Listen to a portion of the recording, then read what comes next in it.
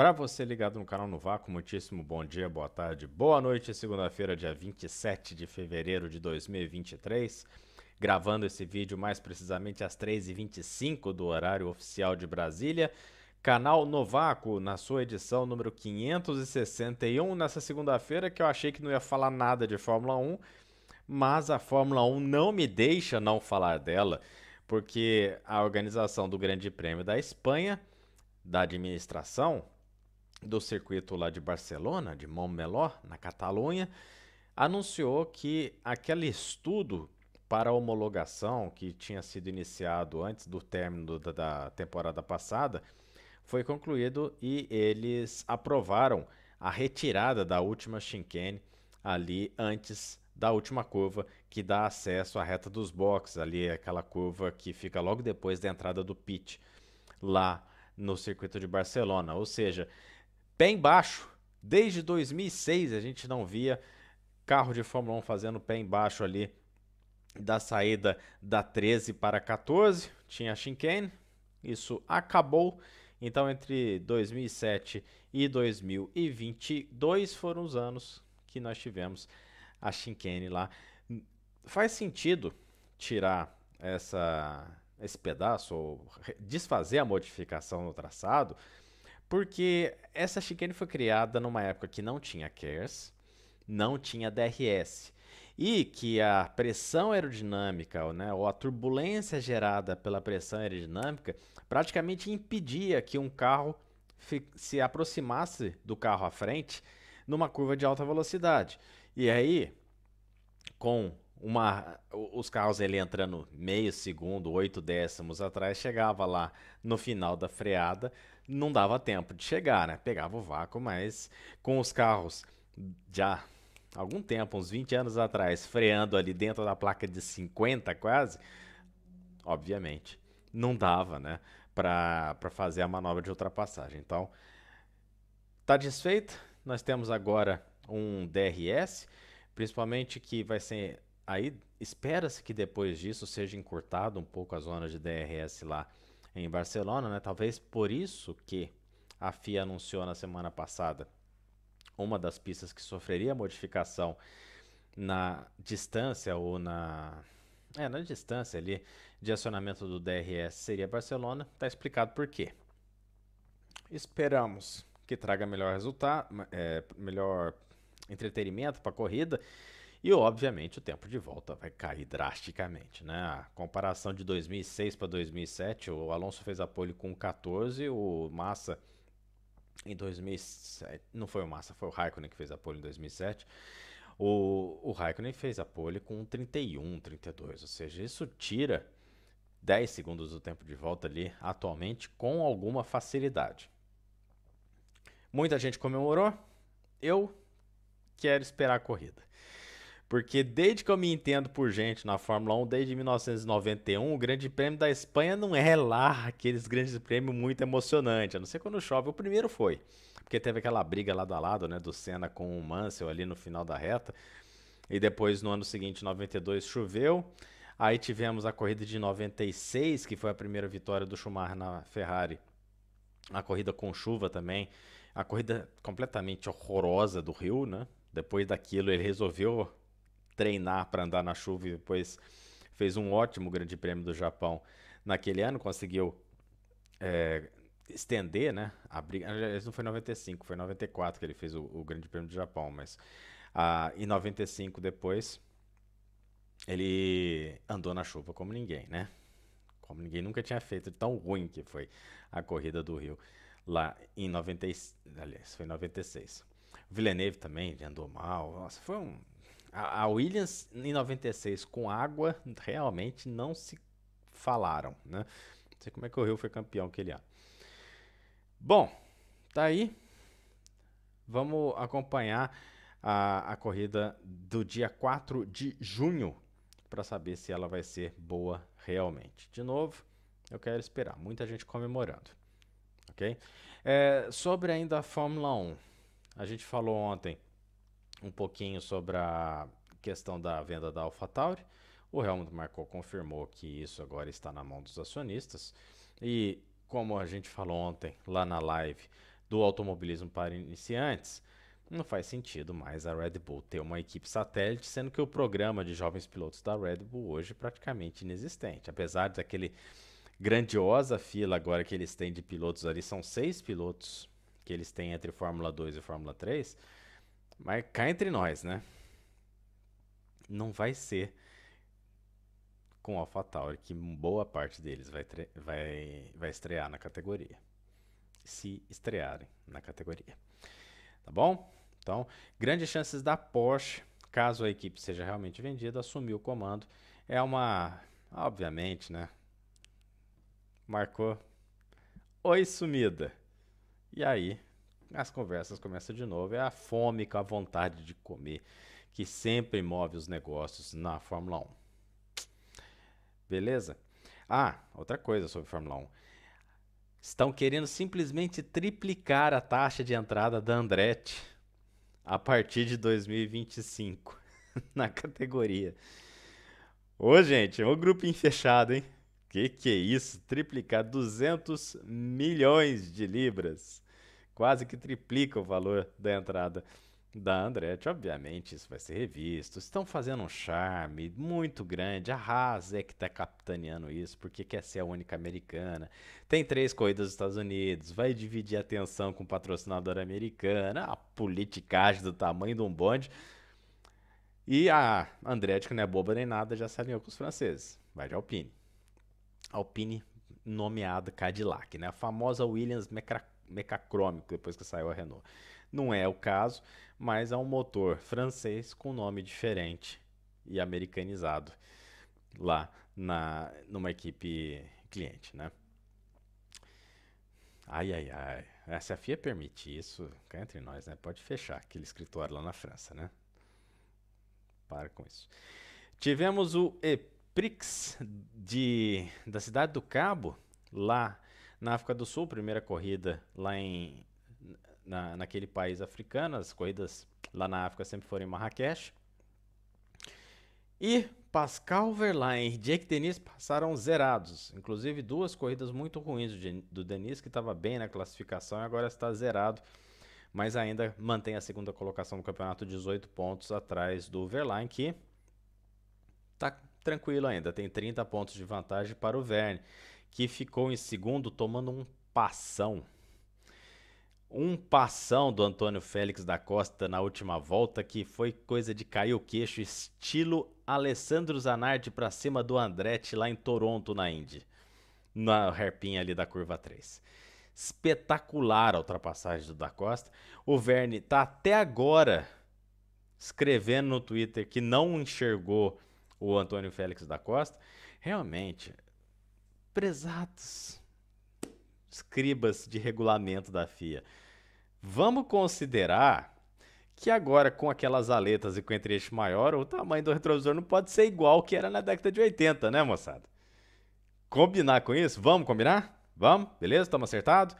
Vai ter que mexer lá nesse tamanho de retrovisor do geração 3 lá da Fórmula E. E não bastasse alguém ter ideias, o Lucas de Graça, que acabou não correndo o EPRIX lá da Cidade do Cabo, porque ele, como piloto da Mahindra, e a Mahindra como cliente da Abt, né, que usa os equipamentos da Cupra, eles abandonaram, aliás, nem tentaram a classificação por problemas de segurança na suspensão traseira. Identificaram lá uma extrema fadiga de componentes na suspensão traseira e não participaram. Então o EPRIX, que era para ter 24 carros, teve 20 e ele teve 19, porque o Sunbird deu um pancão no treino livre, atrás acho que era do uma Maserati, se eu não me engano. Enfim, ficou fora porque o chassi da Jaguar do Bird trincou. O Sunbird, que estava mais ou menos bem na classificação, afundou de vez agora. E já podemos falar para Sunbird, Lucas de Grassi, né, o pessoal lá da Abt, feliz 2023, feliz 2024 para vocês, meus queridos, que realmente para buscar a Porsche do jeito que tá, e a DS Penske se achou. A DS Penske se achou. Vamos acompanhar agora o restante da temporada, porque o Van Dorn terminou em sétimo, o Verne terminou em segundo, quase ganhou, o pessoal se achou, agora segue o bonde, né? E a turma da Envision poderia começar a pensar em se classificar melhor para as corridas. Ajuda, facilita, né? Você não precisa ultrapassar tanta gente para ganhar, né? O Buemi chegou na quinta posição, mas obviamente saiu com um gostinho de quero mais lá da corrida. Tanto o Nick Cassidy quanto o Buemi são quinto e sexto colocado no campeonato ali, dentro de uma possível faixa de recuperação, 39 pontos. Já vi viradas maiores na Fórmula E. Então, como é começo de campeonato, aí já tem o EPRIX de São Paulo daqui a algumas semanas, dá para recuperar. O pessoal da Envision precisa trabalhar um pouquinho mais a questão da classificação. E o nosso querido... Aí, sete câmeras. Não deu. Chegou 5 segundos atrás da zona de pontuação, chegou atrás do Jake Hughes, que fez uma prova mal menos, ele que começou, porque o René Rast, a experiência é outra coisa, né? Já tinha falado que o começo do René Rast não foi lá aquelas coisas, aí fez um pódio e pumba, foi pra cima. O René Rast não é bobo nem nada, já se aclimatou lá com o pessoal da McLaren, lá com o Ian, e agora vai começar a entregar resultado. Uma boníssima prova do Jake Hughes. Do Jake Hughes não, do René Rast, lá na Cidade do Cabo. Jake Hughes fechou a zona de pontuação na 10ª colocação. Para esses esquemas de altos e baixos da Fórmula E não é tão ruim assim. Não pode ficar passando zerado 3 provas. Tá bom de graça. Senão a gente tem que falar feliz 2024. Não tem. Mas a Porsche ainda é o carro a ser batido no ritmo de prova. Vamos combinar. Apesar do Verlaine, né? Ô Verlaine. Corridinha semana de sabadão, hein? Horrorosa. E ainda, vamos voltar um pouquinho aqui na Fórmula E, né? O Sacha Fenestraz tá xingando Deus e o mundo até agora, falando que parecia disputa de campeonato. Acho que foi uma alfinetadinha em certos pilotos brasileiros aí da categoria. Bom, NASCAR, pela última vez, pelo último final de semana, tivemos Fontana na configuração do oval de 2 milhas. E informações, ventos trazidos lá dos Estados Unidos indicam que talvez tenha sido a última prova em Fontana. Tá com chance daquilo tudo virar shopping, apartamento e estacionamento. O projeto lá do oval de meia milha ainda existe, é o motivo oficial pelo qual não teremos mais corridas na configuração de 2 milhas de Super Speedway. Fontana, que foi a pista que teve a volta mais rápida da história da Fórmula 1, de mais de 241 milhas de média horária, Gil de Ferran voando, na época que a kart falava assim, vamos usar toda a potência, aí um virava pro outro e falava, vai morrer alguém? Talvez, então vamos ver se morre. E largava, né, depois que foram colocar a placa restritora lá no aerofólio traseiro, foram diminuir a potência do turbo, porque os carros daqui a pouco, né, estavam levantando voo no meio da pista. Aí tem que segurar, obviamente. E o nosso Kyle Busch, pela terceira equipe diferente e pela 19ª temporada consecutiva, consegue uma vitória na categoria. E agora ele simplesmente ultrapassou Kyle Petty no número de temporadas consecutivas com vitória na NASCAR. Fez nada, né? Absolutamente nada. Numa corrida que tinha o Ross Chastain andando bem, ele que terminou ali bem no top 10 e ainda conseguiu manter a ponta na tabela, e que no final teve a minha aposta. Aí bati na trave para cantar um Queen hoje, Chase Elliott, mas o Kyle Busch estava impegável na etapa lá da NASCAR, que teve cancelamento, não teve classificação por causa da chuva. A prova da Xfinity foi depois, por causa da janela da televisão. Eles não mexeram na janela de horário da categoria principal, e a Xfinity ficou depois. Então o último vencedor do oval de Fontana de 2 milhas não foi o Kyle Busch, foi o John Hunter Nemechek, que estava com problema de superaquecimento ali no final da prova, mas ganhou. Está classificado para os playoffs, assim como o nosso querido Kyle Busch, que de novo Fontana, terceira equipe diferente. Já tinha ganhado pela Hendrick, ganhou pela Joe Gibbs e agora pela RCR. A RCR foi a equipe ano passado que ficou com Tyler Reddick, com Austin Dillon, tudo batendo na trave para entrar e entraram, né, nos playoffs por ponto. O Tyler Reddick ganhou a corrida, né, mas o Austin Dillon também, sabe, aquelas entra, mas entra raspando, né? A média é 7 e fez 7.1 na prova. Entrar nos playoffs. Com a experiência do Kyle Busch e agora conquistando uma vitória mais cedo, ou seja, aquela pressão de ganhar uma corrida tá acabada na segunda corrida da temporada regular, agora o Kyle Busch vai poder trabalhar com a RCR pro restante do campeonato mais tranquilamente. Não tem pressão, é só se manter entre os 30, tá classificado, então vai fazer agora. Não tem mais correr risco, não vai ficar batendo bump draft em Super Speedway em primeiro estágio, né? Galera lá em Daytona adora fazer isso, acabar com a corrida dos outros. E para falar que não teve um monte de besteira, tivemos uma bela de uma ada na última relargada, na penúltima relargada, perdão, lá em Fontana, o pessoal passando, rodando ali na linha de chegada e largada. A cena dantesca. Não dá, eu não consigo. Se você me perguntar quem errou, eu não sei. Até agora eu já revi aquele replay. Não. Bom, interessa que Kyle Busch passou ileso e foi embora. Na classificação, o Rush Chastain, eu já falei, é o primeiro, Joey Logano o segundo. Alex Bowman caiu para a terceira colocação. Ele que tinha largado na pole por causa do cancelamento dos treinos de classificação. Kevin Harvick quarto, Daniel Soares, quinto. Vai fazer um bom início de campeonato, Soares. Tiddles. Chris Tiddles, bicha. 17, tá lá na sexta colocação. Tá com uma pontuação tranquila. Para duas provas, né? Vamos ver se consegue manter. Aí o Ricky Stenhouse Jr., vencedor de Daytona, e Kyle Busch, vencedor da etapa de Fontana, já classificados para os playoffs. Danny Hamlin, que estreou um podcast, né?